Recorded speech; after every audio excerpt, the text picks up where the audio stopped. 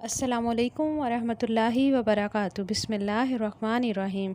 जैसा कि हमारी वालदैन के हकूक़ व फ़राइज़ की सीरीज़ चल रही हैं, आज हमारा पार्ट 5 है। हम कल पढ़ रहे थे वालदैन की नाफरमानी का टॉपिक, तो उसमें वालदैन की नाफरमानी के टॉपिक को हम आगे लेके चलेंगे। इससे हम देखते हैं हदीस की रोशनी में सही मुस्लिम की हदीस नंबर 6508 पे है। सैयदना अबू हुरैरा रज़ी अल्लाह अन्हा नबी अकरम सल्लल्लाहु अलैहि वसल्लम से रिवायत करते हैं कि बनी इसराइल से जुरैज नामी का एक शख्स था। वो नमाज़ पढ़ रहा था कि इसकी माँ आई और इसे बुलाया, तो वो दिल में कहने लगा, मैं नमाज़ पढ़ूं या अपनी माँ को जवाब दूं। जवाब ना दिया। इसकी माँ ने कहा, या अल्लाह, ये इस वक्त तक ना मरे जब तक छनाल औरत का मुंह ना देख लें, इनसे इसका वास्ता ना पड़ जाए। फिर जुरैज अपने इबादत खाने में था कि एक फ़ाहिशा औरत आई और जुरैज से बदकारी चाही। जुरैज ना माना। फिर वो एक चरवाहे के पास गई, इससे मुंह काला किया और एक लड़का जना। लोगों ने पूछा, ये लड़का कहाँ से लाई? इसने कहा, ये जुरैज का है। लोग ये सुनकर बहुत गुस्से हुए कि ऐसा आबिद होकर बदकारी करता है। उन्होंने आकर इसकी इबादत खाना को तोड़ डाला, इसे नीचे उतार दिया गया और गालियाँ दी। जुरैज ने वज़ू किया, नमाज़ पढ़ी, फिर इस बच्चे के पास आया और पूछा, तेरा बाप कौन है? इसने कहा, ऐसी कम उम्री में बात की। कहा, मेरा बाप फ़लाँ चरवाहा है। ये हाल देख के लोग शर्मिंदा हुए और जुरैज से कहने लगे कि हम तेरा इबादत खाना सोने से बना देते हैं। उन्होंने कहा, नहीं, मिट्टी से बना दो। ये थी एग्जाम्पल वालदैन की नाफरमानी की। वालदैन की अताअत किन अमूर में कहाँ तक जायज़ है वो हम देखेंगे। सूरह अल-अनकबूत की आयत नंबर 8 से वालदैन की अताअत मारूफ़ कामों में की जाएगी। जैसा कि हमने अपने पार्ट 2 में और पार्ट 3 में पढ़े थे कि वालदैन की अताअत किस में है। अगर वालदैन आपको अल्लाह के कामों से रोकेंगे तो आप वहाँ पे वालदैन की नाफरमानी कर सकते हो, अदरवाइज़ आप अपने वालदैन की नाफरमानी नहीं कर सकते। अब देखते हैं निकाह के लिए वालदैन की अताअत कहाँ जायज़ है और कहाँ नहीं।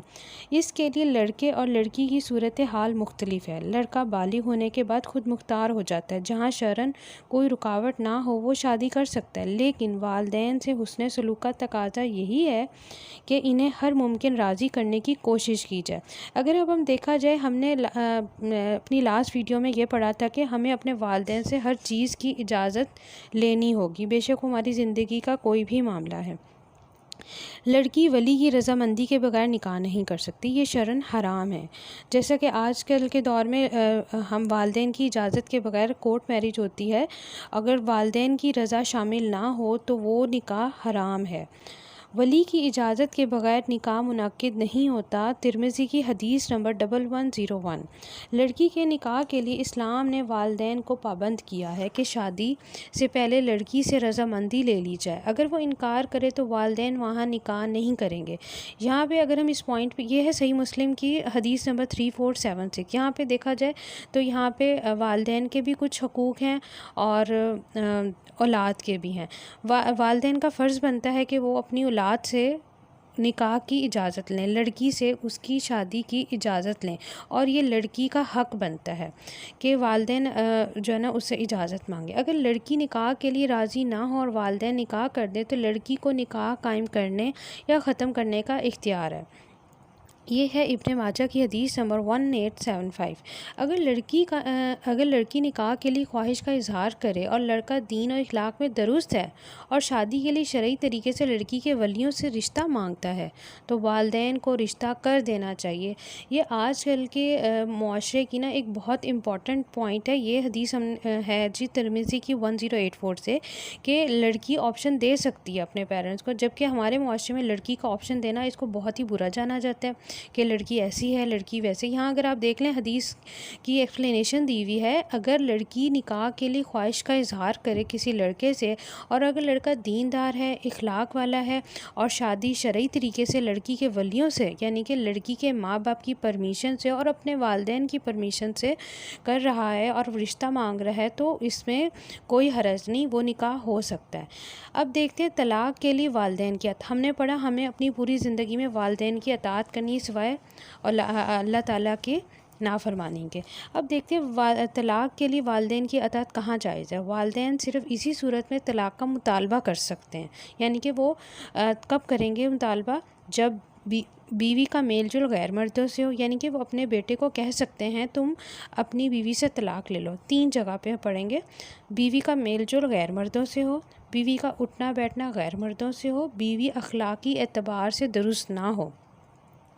अगर देखा जाए ना तो आम रूटीन की बातों से ये बद इखलाकी नहीं आती। यहाँ पे लिखा है तीसरा पॉइंट, बीवी अखलाकी एतबार से दुरुस्त ना हो। अखलाक में बहुत सारी ऐसी चीज़ें आती हैं जो आपके घर चलाने के लिए ना इम्पॉसिबल हो, यानी कि पॉसिबल ही नहीं कि वो घर चला सकती। यानी कि हम बीवी की यानी कि घर में अगर आपके बहू है, हम उसकी छोटी छोटी बातें पकड़ कर वो ये नहीं बनाती, वो खाना नहीं बना सकती, वो ये काम नहीं कर सकती, हम इतनी छोटी बातों को पकड़ के तलाक़ का मुतालबा नहीं कर सकते वालिदैन। जबकि उसके अंदर कोई अखलाकी बदकारी या बदफेली या फिर कोई गैर मर्दों से मेल जोल है या किसी गैर मर्दों के साथ उठना बैठना है, तब वालिदैन मुतालबा कर सकते हैं अपने बेटे को कि तुम अपनी बीवी को तलाक़ दो। ऐसी सूरत में बेटे के लिए लाजिम है कि बीवी को तलाक़ दे दे, लेकिन वालिदैन मंदरजा झेल सूरत में तलाक़ का मुतालबा करें तो तलाक़ देना ज़रूरी नहीं। वो कौन से पॉइंट है कि अगर वालिदैन अपने बेटे को कहें कि तुम अपनी बीवी को तलाक़ दो, तो वहाँ पे जायज़ नहीं है। वो ये है जब बीवी अखलाकी और दीनी एतबार से दुरुस्त हो और जब बीवी से मोहब्बत के हावी आने की वजह से वालिदैन तलाक़ का हुक्म देते हैं। अब ये जो दूसरा पॉइंट है, ये हमारे मुआशरे का एक अहम पॉइंट है कि जो बेटे होते हैं वो वालिदैन के बहुत लाडले होते हैं। जब बीवी आती है तो शौहर का जो रुख होता है वो बीवी की तरफ भी हो जाता है, तो इससे वालिदैन बहुत ज़्यादा जो है ना अपने दिल में वो ले आते हैं बात कि हमारा बेटा बीवी का हो गया। तो इस चीज़ को पॉइंट रखे जो ना तलाक़ का मुतालबा बेटे से नहीं कर सकते। इसकी दलील ये है कि सैयदना इब्राहीम अलैहिस्सलाम ने अपने बेटे को जो हुक्म दिया था वो औरत की नाशुक्री की वजह से था। यानी कि उन्होंने अपने बेटे को हुक्म दिया था ना तलाक़ का, वो औरत की नाशुक्री थी। और ये सही बुखारी की हदीस नंबर 3364 है। सैयदना इब्ने उमर रज़ी अल्लाह अन्हा के मामले में सैयदना उमर रज़ी अल्लाह अन्हा ने रसूलुल्लाह सल्लल्लाहु अलैहि वसल्लम से ये अर्ज़ किया था कि अब्दुल्ला ने ऐसी औरत से निकाह कर रखा है जिसे मैं इसके लिए नापसंद करता हूँ। मुस्नद अहमद की हदीस नंबर 5011। सऊदी मजलिस इफ्ता का फतवा है कि अगर बीवी के हालात दुरुस्त हैं और वो आपसे मोहब्बत करते हैं और आपकी वालदा की नाफरमानी नहीं करती है और आपकी वालदा इसे महज नापसंदगी की वजह से तलाक़ देने पर मजबूर करती है, तो आप पर इस मामले में वालदा की अताअत ज़रूरी नहीं है, क्योंकि नबी अकरम सल्लल्लाहु अलैहि वसल्लम से ये साबित है कि अताअत सिर्फ़ मारूफ़ में है। आप पर लाजिम है कि वालदा के साथ हुस्न सलूक से पेश आएँ, सुलह रहमी करें, हस्बे इस्तात राज़ी करने की कोशिश करें, मगर अपनी बीवी को तलाक़ ना दें। ये एक अहम पॉइंट है। अगर आपकी माँ की आपकी बीवी के साथ नहीं बनती और सिर्फ वजूहात बिल्कुल छोटी छोटी हैं कि वो आपकी वालदा आपकी बीवी को नहीं पसंद करती, तो इस बुनियाद पर आप उसको तलाक़ नहीं दे सकते। अब हम देखेंगे हज के लिए वालिदैन की अताअत कहाँ कहाँ है। फ़र्ज़ हज से नहीं रोक सकते, यानी कि अगर आपके वालिदैन आपको हज करने से रोक रहे हैं तो वो आपको नहीं रोक सकते। अगर वालिदैन रोकेंगे तो गुनाहगार होंगे।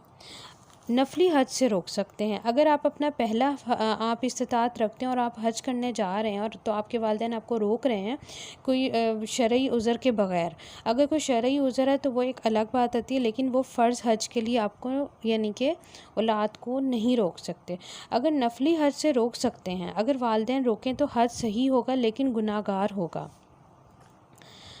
मखलूत इदारों में मुलाज़मत के लिए अताअत, इसमें देखते हैं स्कूलों और दीगर जगहों पर मर्दों और औरतों के माबैन इख्तिलात अजीम किस्म की बुराइयों और दीन और दुनिया की बड़ी ख़राबियों में शामिल होता है। लिहाजा औरत के लिए मर्द और ज़न में इख्तिलात वाली जगह पढ़ना या काम करना जायज़ नहीं और ना ही इसके ज़िम्मेदारी के लिए इसकी इजाज़त देना जायज़ है। अब देखेंगे जिहाद के लिए वालिदैन की अताअत ज़रूरी है। जब जिहाद फ़र्ज़ ऐन हो तो ज़रूरी नहीं, जब जिहाद फ़र्ज़ किफ़ाया हो तो ये ज़रूरी हो जाता है। सही बुखारी के हदीस नंबर 527। वालिदैन माल तलब करें तो अताअत करनी है या नहीं करनी। वालिद अपने बेटे के माल से जो चाहे नहीं ले सकता, बल्कि वो चीज़ ले सकता है जिसका वो मोहताज है।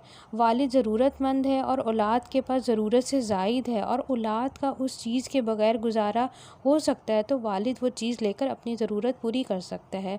ये सिलसिला सहिह की हदीस नंबर 2564 पे है। हमने अपने लेक्चर नंबर 3 में पढ़ा था कि वालिदैन की ज़रूरियात का ख्याल रखना ये औलाद का फ़र्ज़ बनता है। अगर बेटा मालदार है और उसके पास वो चीज़ें मौजूद हैं जो उसके वालिद की इस वक्त ज़रूरत हैं, तो उसका फ़र्ज़ बनता है वो चीज़ें अपने वालिद को दे दे। अगर वो अपने अच्छे घर में रहता है और वालिद के पास नहीं है, तो उसका चाहिए कि औलाद को चाहिए, बेटे को चाहिए कि वो अपने वालिद की हर वो ज़रूरत का ख्याल रखे, उसको वो चीज़ दे दे जिसकी उसके वालिदैन की ज़रूरत है। और हमने यही पढ़ा था, यही हुस्न अखलाक है, यही हुस्न ज़न भी है कि अगर हम अपने वालिदैन के कहे बगैर उनसे पहले ही उनकी ज़रूरियात का ख़्याल रखेंगे, तो उनके दिल में जो मोहब्बत आएगी, उनके दिल से जो दुआएं निकलेंगी, वही उसका ज़रिया बनेंगी दुनिया की खुशहाली का। हमने ये भी पढ़ा था कि हम उस औलाद की दुनिया बर्बाद है, वो दुनिया में ज़लील है जो अपने वालिदैन की ज़रूरियत का ख़्याल नहीं रख रहा, उनकी दिल आज़ारी हो रही है किसी भी वजह से, तो ये मौका आने ही ना दे कि आपके वालिदैन आपसे हाथ फैलाने आए। उनका हाथ फैला हुआ आपके सामने अच्छा नहीं लगता। इंशाल्लाह अपना नेक्स्ट टॉपिक पढ़ेंगे वालिदैन की वफ़ात के बाद उनके हकूक़। अब से हमने जितने भी 5 दिन वालिदैन के हकूक़ व फ़राइज़ पढ़े, वो थे जो वालिदैन की ज़िंदगी में थे हकूक़ व फ़राइज़। इंशाल्लाह हम कल से पढ़ेंगे वालिदैन की वफ़ात के बाद इनके हकूक़। अस्सलामु अलैकुम व रहमतुल्लाहि व बरकातहू।